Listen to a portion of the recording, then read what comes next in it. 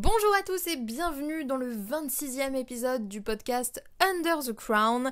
Aujourd'hui, j'ai eu envie de partager une victoire avec vous et aussi de vous donner des conseils relatifs à cette victoire, n'est-ce pas? Puisque être entrepreneur, c'est avoir toujours envie de plus. J'ai l'impression qu'on se caractérise un petit peu par cette ambition à toujours passer toujours de nouveaux paliers, on sait pas s'arrêter, on connaît la chanson.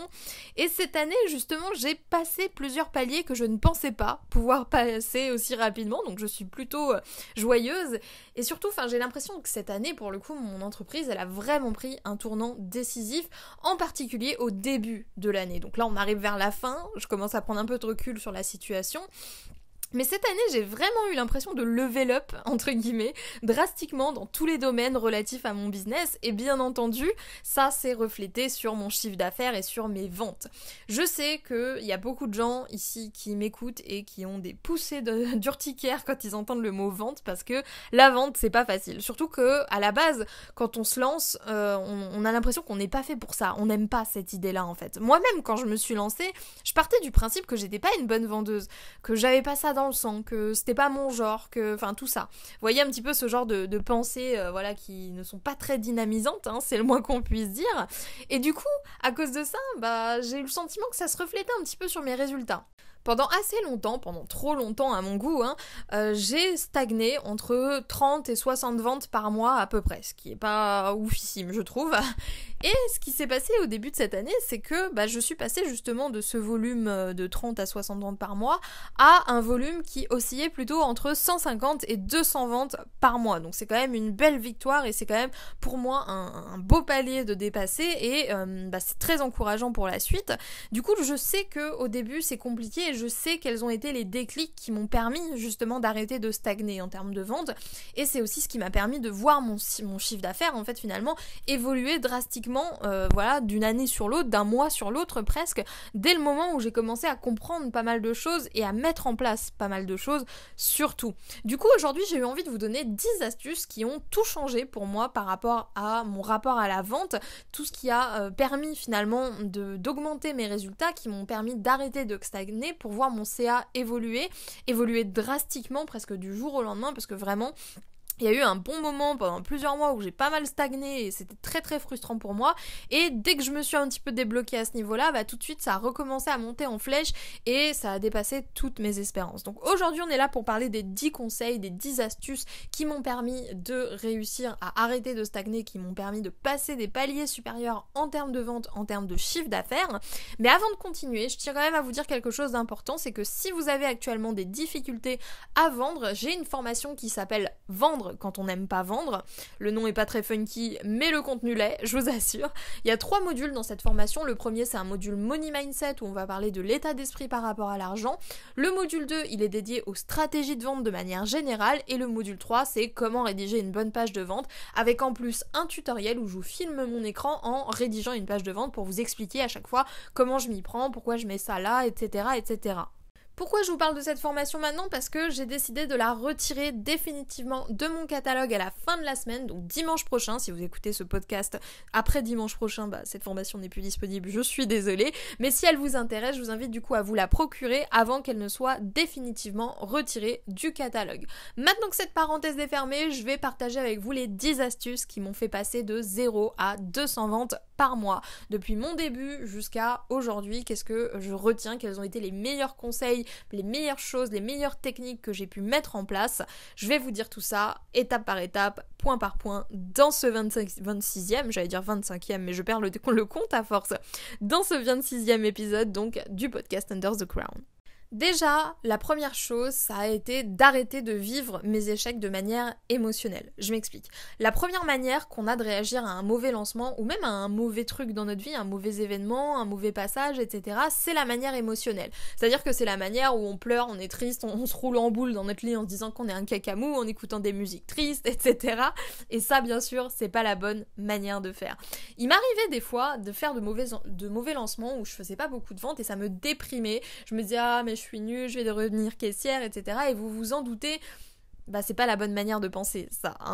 Je me suis rendu compte que c'était très difficile de me débarrasser complètement de cette étape-là parce que je pense que cet état émotionnel, il est inévitable. On est humain, on est des boules d'émotions, c'est comme ça. Mais en plus d'être inévitable, la bonne nouvelle c'est qu'il est quand même temporaire. Donc j'ai pris du temps à réaliser ça, à comprendre que ok, je pouvais être déçue de pas avoir réussi quelque chose et j'avais le droit d'être déçue, j'avais le droit d'être pas bien, mais que c'était un état qui était temporaire. Parce que systématiquement, une fois que la phase émotionnelle est passée, on passe à la phase de rationalisation. C'est-à-dire qu'on va prendre du recul sur la situation et on va voir avec beaucoup plus d'objectivité ce qui a causé cet échec.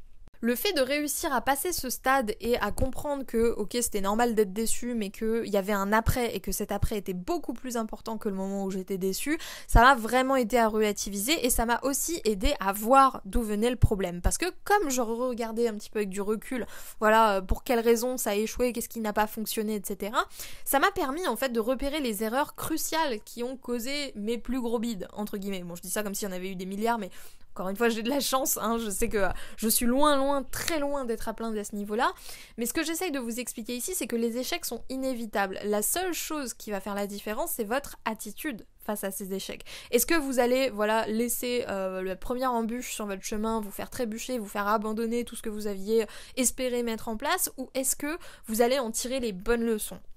Personnellement, j'ai mis du temps à le comprendre, mais c'est de tirer les bonnes leçons finalement qui est important et il faut pas avoir honte d'échouer, il faut pas avoir honte de se tromper parce que ça fait partie du jeu. Si on réussissait à tous les coups, tout le monde serait entrepreneur et ce serait très très ennuyant, non ?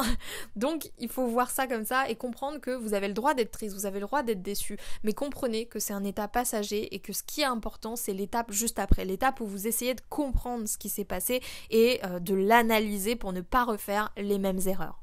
Deuxième changement mindset, entre guillemets, qui a eu un impact, ça a été de me responsabiliser par rapport à mes résultats. Je me suis aperçue que j'avais pris une sorte de mauvaise habitude de me victimiser un petit peu très inconsciemment. J'espère en tout cas que c'était inconscient.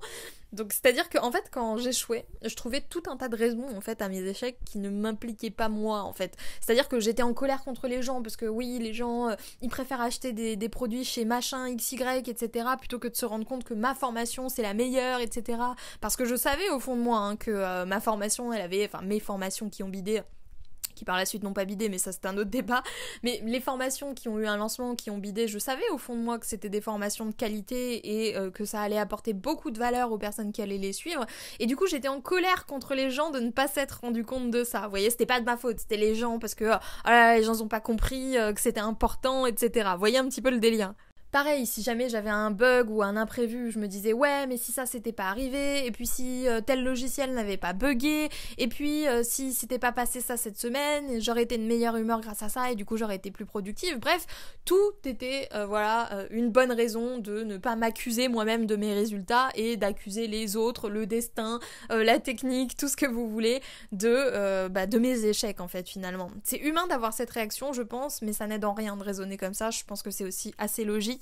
Parce que je sais que c'est dur à comprendre, c'est dur à entendre, mais vous êtes responsable d'une manière ou d'une autre de vos échecs. Et comme je le disais un petit peu plus tôt, ce qui compte et ce qui fait la différence, c'est pas le fait que vous ayez fait moins d'erreurs que les autres, pas du tout. Ce qui compte, c'est que vous osiez vous regarder en face, c'est que vous osiez vous regarder en face et vous dire ok, où est-ce que j'ai merdé, où est-ce que j'ai fait n'importe quoi, qu'est-ce que j'ai fait de mal en fait, et que vous compreniez que tout ne dépend que de vous. On a le droit de se tromper, ça fait partie du jeu, ça fait partie de notre humanité, il y a zéro problème là-dessus, et ceux qui vous reprochent ça, franchement, ils doivent avoir pas mal de choses, pas mal d'erreurs aussi à leur compteur, donc on s'en fout, n'est-ce pas ? On a le droit de se tromper, c'est humain, c'est ok, mais c'est de notre responsabilité en tant qu'entrepreneur et aussi en tant qu'humain de qualité, tant qu'à faire, de tirer les leçons de nos erreurs, plutôt que de les répéter en faisant l'autruche et en accusant tout et n'importe quoi en fait de ce qui nous arrive. On est responsable, donc responsabilisez-vous par rapport à vos résultats, et en vous responsabilisant, vous allez comprendre que certes, vous êtes responsable de vos échecs, mais vous êtes aussi responsable de vos réussites, donc vous avez le pouvoir de faire en sorte que les choses changent, que vos résultats s'améliorent, à condition bien sûr d'avoir conscience que cette responsabilité c'est la vôtre. Troisième prise de conscience, assumer que j'aime l'argent. Bonjour, j'aime l'argent. Mais je suis une bonne personne quand même. Je sais qu'en France, et même en Europe de manière générale, l'argent c'est perçu comme un tabou. On s'imagine que les gens riches sont des méchants parce que notre éducation, mais notre société aussi, nous a appris à raisonner comme ça. Quand vous regardez les séries du style Gossip Girl, etc., où ils présentent les riches comme les pires personnes sur Terre, forcément ça donne pas très envie de devenir quelqu'un de riche parce qu'on se dit inconsciemment, si je deviens riche, je deviens un connard. Sauf que ça encore une fois, c'est de votre responsabilité, c'est à vous de ne pas devenir un connard, si je puis m'exprimer ainsi. Aimer l'argent, c'est pas un truc néfaste. Et secrètement, tout le monde aime l'argent. Personne ne peut vous dire « Ah non, moi, je préfère être pauvre, etc. » Je pense que tout le monde préférerait vivre dans une villa avec une piscine, hein, et pouvoir s'acheter ce qu'on veut sans regarder le prix. Ou ne pas galérer à mort à compter chaque tranche de pain de mie parce que je pense que, enfin voilà, c'est quelque chose de logique mais quelque chose qui n'est pas encore assumé. Et ça a été difficile pour moi d'assumer ça parce que j'avais aussi toutes ces idées reçues comme quoi les riches sont des gens mauvais, c'est des gens manipulateurs, la seule manière de devenir riche c'est d'arnaquer les gens, etc. Mais c'est pas une bonne manière de voir les choses parce que si on pense ça, on n'aura aucune envie et même inconsciemment on fera aucun effort finalement pour réussir à atteindre un chiffre d'affaires intéressant pour devenir riche entre grosses guillemets ou en tout cas s'en rapprocher le maximum. Donc le fait justement de réaliser que oui, moi j'ai envie d'avoir une belle vie, oui, j'ai envie d'avoir de l'argent, j'ai envie d'avoir une villa, j'ai envie d'avoir plein de choses, c'est pas quelque chose de mal en fait. Je veux pas juste gagner de quoi vivre. Je trouve que le fait de se dire je veux gagner juste de quoi vivre, c'est la meilleure manière de stagner, de galérer et de ne jamais réussir à gagner autre chose que juste de quoi vivre, justement. Je pense très sincèrement que ça ne m'empêche pas d'être une bonne personne parce que la valeur d'une personne, elle se mesure pas à la taille de son compte en banque ni aux revenus qu'elle génère. Je pense que rationnellement, logiquement, tout le monde est plus ou moins d'accord avec ça, plus que moins d'ailleurs, mais qu'on se rend pas compte justement que dans notre éducation, dans notre culture, etc., on nous a tellement rabâché finalement que l'argent c'est mal, qu'en tant qu'entrepreneur c'est très difficile de se détacher de ces croyances-là, mais pourtant c'est possible et c'est pour ça que je l'inclus ici parce que c'est quelque chose qui a eu un impact sur mes résultats, d'assumer cette partie-là, d'assumer le fait que j'avais pas juste envie de gagner de quoi vivre en fait et que voilà, je veux vivre une vie d'excès telle la reine que je suis. Voilà, c'est la partie du podcast un peu tête à claque quand même, hein. Mais ça me paraissait important de le préciser parce que, comme je vous le disais, je pense vraiment que ça a eu un impact. Parce que, c'est une question de mindset en fait.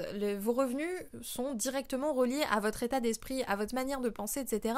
C'est pour ça d'ailleurs que dans la formation Vendre quand on n'aime pas vendre, il y a tout un module qui est dédié au money mindset. C'est parce que si vous avez un état d'esprit qui n'est pas favorable au fait de générer de l'argent, de générer du chiffre d'affaires, de faire des ventes, etc., ça va être très compliqué. Et avoir un état d'esprit qui va dans ce sens-là, ça ne veut pas dire être quelqu'un de mauvais. Bien au contraire. Donc je vous invite vraiment à comprendre ça et à ne pas hésiter à travailler là-dessus parce que je sais que les rapports à l'argent, etc., c'est quelque chose de très compliqué, de très ancré en nous, mais c'est quelque chose qui se travaille et à partir du moment où on l'assume, où on le comprend, ça devient tout de suite plus logique et on se dit mais pourquoi je me suis pris la tête toutes ces années ? Quatrième facteur qui a tout changé, ça a été de prendre confiance en moi. J'ai toujours cru que j'avais plutôt une bonne confiance en moi, mais je me suis trompée. Je suis loin d'être parfaite, je préfère le dire tout de suite, je suis même loin, très loin d'être parfaite, mais j'ai des qualités. Et j'ai dû apprendre en fait à voir ces qualités, à les assumer, encore une fois, à apprendre à en être fière en fait, et à dire oui, j'ai des qualités, je ne suis pas un cacamou, ok ? Et ce côté, je crois en moi, j'ai le sentiment vraiment qu'il transparaît dans mes contenus.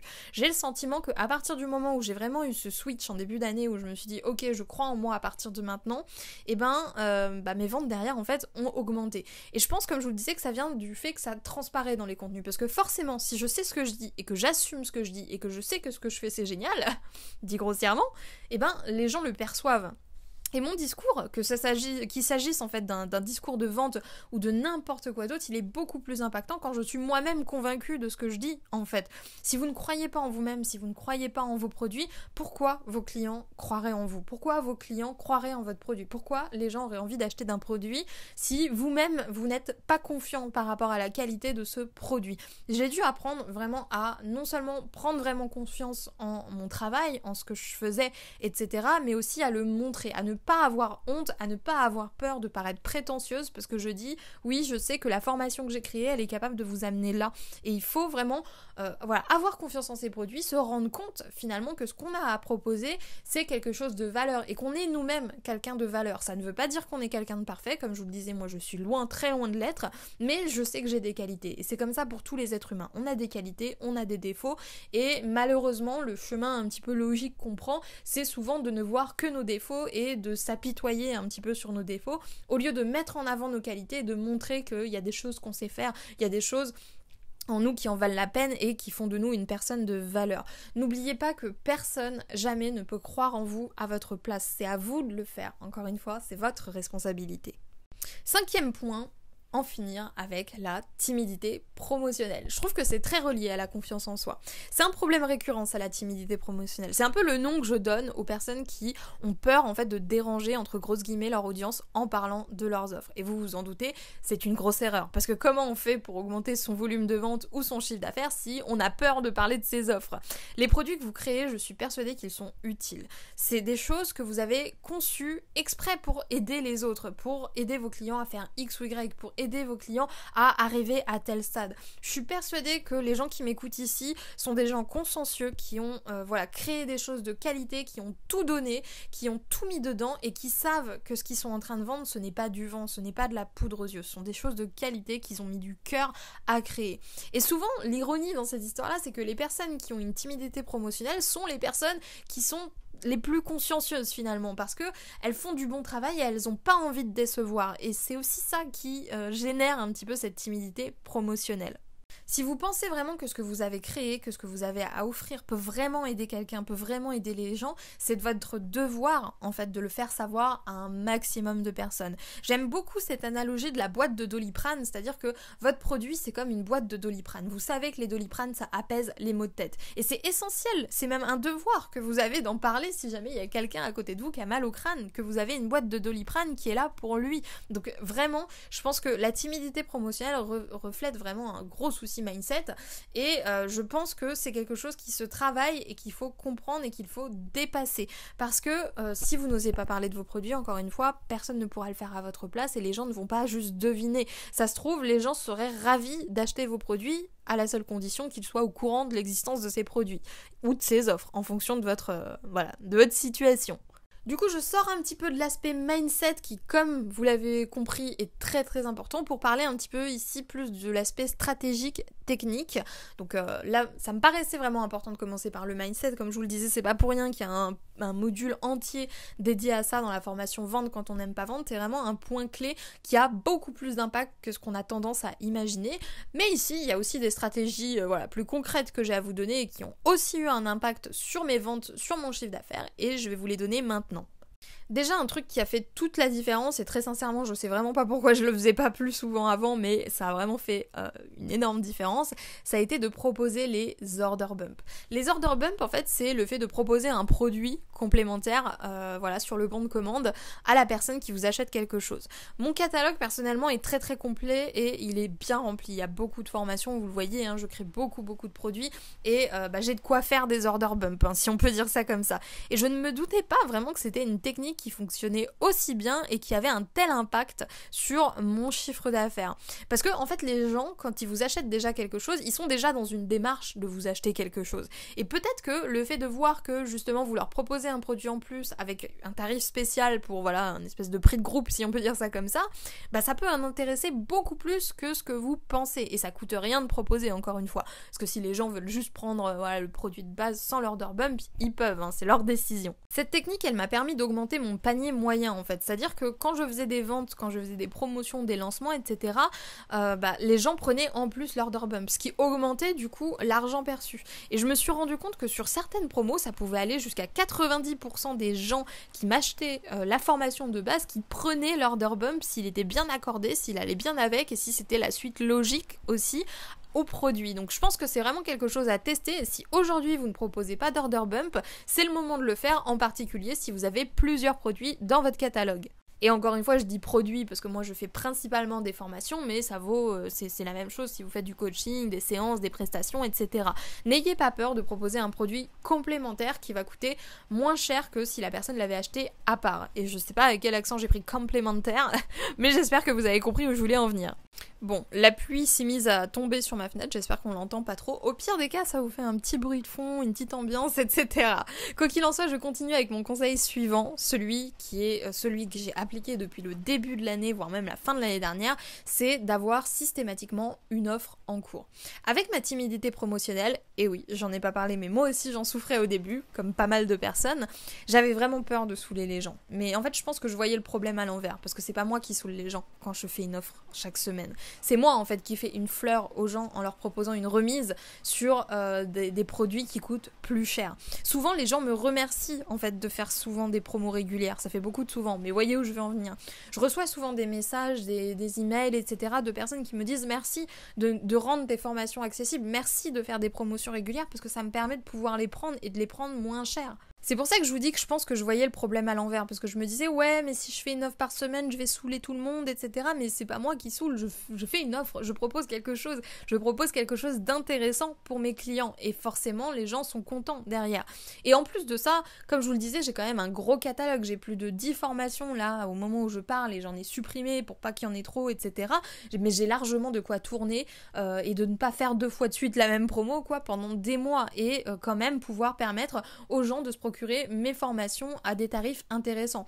Parce qu'on va être honnête ici, forcément hors promo, les ventes sont aussi beaucoup moins fréquentes parce que les gens n'ont aucune raison en fait de découvrir votre produit. Alors que si vous êtes en promotion, si vous avez une offre en cours, vous avez une raison valable d'en parler et d'avertir les gens. Donc ici, tout le monde y gagne. Si vous avez une offre en cours chaque semaine, tout le temps, tout le monde y gagne parce que le client il y gagne en payant son produit moins cher que la valeur réelle et vous y gagnez parce que vous générez plus de ventes et que forcément ça augmente votre chiffre d'affaires. Donc je pense vraiment que c'est un conseil qui est largement sous-estimé et qu'on devrait vraiment entendre plus souvent parce que le fait d'avoir en permanence une offre, ça permet d'avoir en permanence des revenus qui rentrent. Un autre conseil, et celui-ci un petit peu plus particulier, moins technique, et je sais qu'on voit pas tout de suite le rapport, mais pourtant ça a une incidence, c'est d'investir et de bien gérer ses finances. Avant, je ne gérais pas du tout mon argent, et je ne l'investissais nulle part non plus. Genre je gagnais de l'argent, il était sur mon compte, c'est bien, mais il était là, quoi, c'est tout. L'idée c'est que quand on devient entrepreneur, on aimerait bien que l'argent travaille un petit peu pour nous, surtout si on arrive à mettre de l'argent de côté, etc. Personnellement, je n'y connais rien en bourse, en investissement immobilier, etc. Je me sens pas encore prête à tenter cette aventure, mais là, la manière que j'ai trouvé de réinvestir une partie de ce que je gagne, c'est de faire de la publicité sur Facebook. Parce que la publicité Facebook me permet de faire grandir ma liste, de faire grandir le nombre de personnes qui ont accès à mes contenus, qui savent que j'existe et qui savent ce que je vends. Et du coup, naturellement, le fait d'avoir plus de prospects dans ma liste email, ça me permet d'augmenter mon nombre de ventes. Ce qu'il faut garder en tête ici, c'est que vous ne devez pas attendre d'avoir de l'argent pour commencer à le gérer sérieusement et à le réinvestir. Personnellement, j'ai également au début de l'année commencé à ouvrir plusieurs comptes bancaires. Avant, j'avais juste mon compte pro et mon compte perso. Là maintenant j'en ai vraiment plusieurs, j'ai un compte de nécessité pour le loyer, les courses, tout ce qu'il faut pour vivre, donc chaque fois que j'arrive à la fin du mois, je verse une certaine somme sur ce compte pour être sûr d'avoir ce qu'il faut pour vivre correctement. Ensuite j'ai le compte pro là où tout arrive, et où je laisse de côté pour les cotisations, la TVA, les outils que je paye annuellement et aussi les réinvestissements. Un compte personnel où je verse systématiquement de l'argent pour me faire plaisir, parce que c'est très important aussi que j'ai une petite somme qui me permette d'acheter des bêtises si j'ai envie, ou des jeux vidéo ou ce genre de choses. Et j'ai également 2 livrets d'épargne, un pro pour encore une fois tout ce qui est investissement, mes plus gros investissements par la suite, et un livret épargne perso, du coup pour un matelas personnel de sécurité. Et le fait d'avoir tous ces comptes là, vous allez vous dire c'est ingérable, pas du tout, c'est encore mieux qu'avant. Je regrette vraiment de ne pas avoir pris cette décision là plus tôt, parce que ça me permet en fait justement de pouvoir bien réinvestir sans m'inquiéter, parce que je sais en fait ce dont j'ai besoin, je sais où est-ce que je dois laisser de l'argent et je sais sur quel compte je peux utiliser de l'argent, et ça me permet d'avoir vraiment une manière de gérer mes finances qui est beaucoup plus saine, beaucoup plus stable. Et je sais qu'on a tendance à se dire ouais mais actuellement je gagne pas grand chose donc ça vaut pas la peine de le faire, mais je pense encore une fois que là on voit le problème à l'envers, parce que si vous gérez mal votre argent, forcément vous aurez l'impression de ne jamais avoir de quoi investir. L'investissement c'est vraiment quelque chose d'important, que ce soit dans la publicité Facebook, la bourse, l'immobilier ou n'importe quel canal qui permet encore une fois à votre argent de faire grossir votre capital, c'est très très important. D'ailleurs je pense que par la suite je vais sûrement me former sur ces sujets-là.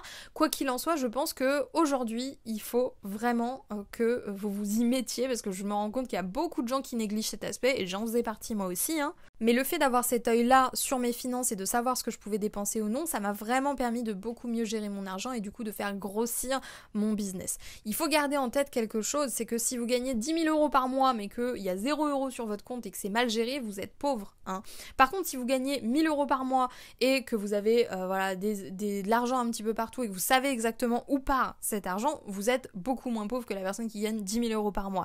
Je sais que ça paraît complètement hors sujet, mais je pense que ça ne l'est pas du tout dans la mesure où grâce à ça, grâce au fait de bien gérer mes finances, j'ai pu voir comment investir, voir combien je pouvais investir au maximum pour développer au maximum mon entreprise et j'ai continué à faire ça comme ça parce que je pense vraiment que non seulement c'est très très rassurant parce qu'on sait qu'on aura de quoi vivre, on sait que voilà notre situation elle est stable, etc. mais aussi on sait ce qu'on peut se permettre de dépenser et d'investir ou non. Donc je pense vraiment que c'est un point sur lequel je me devais en fait d'insister ici parce que c'est encore une fois quelque chose de très négligé.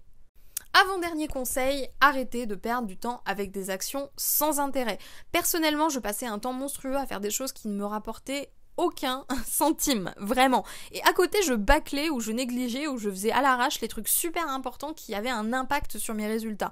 Je vous donne un exemple. Pendant une période, surtout au début, je détestais faire mes pages de vente. C'était genre ma corvée. Hein, vraiment, j'avais horreur de ça. Et du coup, je les faisais toujours à l'arrache en 20 minutes chrono en main. Et je prenais pas attention en fait à bien le faire, etc. Pareil, les emails, j'en envoyais vraiment pas beaucoup, j'en envoyais 3 par semaine quand je faisais un lancement et tout le reste du temps, je gaspillais entre guillemets à rédiger des articles, à créer du contenu pour Instagram, à faire des choses en soi qui n'ont aucun impact sur mes résultats financiers. Si jamais vous voulez vous lancer et commencer vraiment à générer de l'argent, il faut que vous passiez une grande partie de votre temps à effectuer des actions qui ont un impact sur votre chiffre d'affaires, surtout si vous êtes en phase d'évolution, en phase de lancement où pour le coup vous devriez concentrer tous vos efforts là-dedans. Tout le reste peut être accessoire à partir du moment où vous comprenez que les 3/4 de votre temps doivent être consacrés aux actions entre grosses guillemets commerciales, actions de vente ou de création de produits, des actions qui vous rapportent de l'argent de manière tangible et pas des actions un petit peu plus nébuleuses du style faut que je refasse ma page d'accueil, faut que je fasse une jolie image de profil pour Facebook, etc. Parce que ça, malheureusement, ça ne rapporte pas d'argent et ça ne rapporte pas de résultats. Donc si vous êtes dans une phase de lancement, privilégiez vraiment les actions qui ont un impact sur vos résultats, un impact sur vos résultats financiers et sur votre chiffre d'affaires. Last but not least, je me suis formée à la vente. Bien sûr. Parce que je vous le disais au début, moi je pensais que j'étais une mauvaise vendeuse, que c'était pas fait pour moi et très sincèrement c'était le cas. J'étais une très très mauvaise vendeuse quand j'ai commencé le business en ligne. Mais en même temps, je m'étais jamais formée à la vente, ni à la vente en ligne, ni à la vente tout court. Du coup, j'ai dû apprendre à me renseigner à ce sujet, j'ai lu beaucoup de livres sur le sujet, j'ai eu aussi la chance de discuter avec des copywriters de talent. Un gros coucou à ma copine Nadia du blog Web Marketing de Filles qui m'a appris énormément de choses. Tout ça pour vous dire en fait que la vente c'est pas quelque chose d'inné, c'est pas un processus naturel chez nous, c'est quelque chose qu'on doit apprendre. C'est comme si on vous mettait face à un vélo alors que vous n'en avez jamais vu de votre vie, ça va être compliqué de faire du vélo tout de suite, surtout sur les petites roulettes, hein. Il faut d'abord apprendre à le faire, apprendre comment ça fonctionne, etc.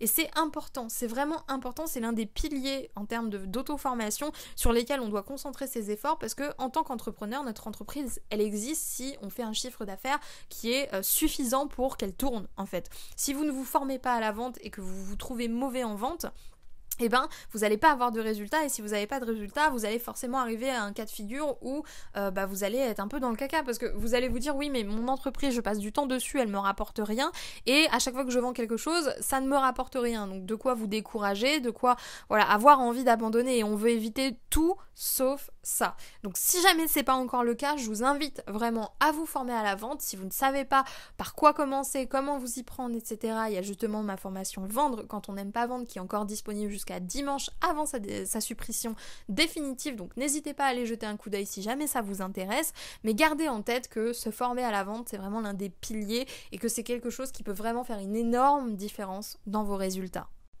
Donc voilà pour les 10 conseils, j'ai pas voulu vous donner des conseils bateaux, j'ai voulu vous donner des conseils qui sortaient un petit peu de l'ordinaire mais qui ont un impact beaucoup plus important que ce qu'on peut imaginer. Je sais que quand on entend ce genre de liste de conseils, on se dit quoi, mais moi je voulais des conseils, money. Là je pense que ce qui est important d'appuyer avec vous, c'est le fait que réussir à faire des ventes, réussir à faire du chiffre d'affaires, etc. c'est pas juste une question de technique, c'est pas juste une question de stratégie, c'est énormément relié à votre mindset, c'est énormément relié à ce que vous faites, à vos actions, à plein de choses. C'est tout un ensemble en fait. Ce serait une erreur de vous dire ok je cherche l'astuce magique pour rédiger une page de vente qui va convertir à coup sûr, je cherche le petit hack qui va me permettre de faire plein de ventes sans effort parce que c'est pas là où est le problème en fait. Le problème il est sur votre manière de gérer votre entreprise de manière générale et surtout votre état d'esprit, votre mindset. Donc n'arrêtez jamais de travailler votre mindset, en particulier si comme moi auparavant vous avez des blocages financiers, des blocages blocages liés à l'argent et un rapport à l'argent qui est un petit peu délicat. Et si jamais c'est le cas, n'oubliez pas que dans le module 1 de Vendre quand on n'aime pas vendre, on parle justement de Money Mindset. Dites-moi ce que vous avez pensé de ce podcast dans les commentaires, n'oubliez pas de me laisser un petit j'aime si jamais il vous a plu. Moi du coup je vais vous laisser là, je vous souhaite une super bonne journée et je vous dis à plus pour de nouvelles vidéos sur la chaîne de Wonder White Queen.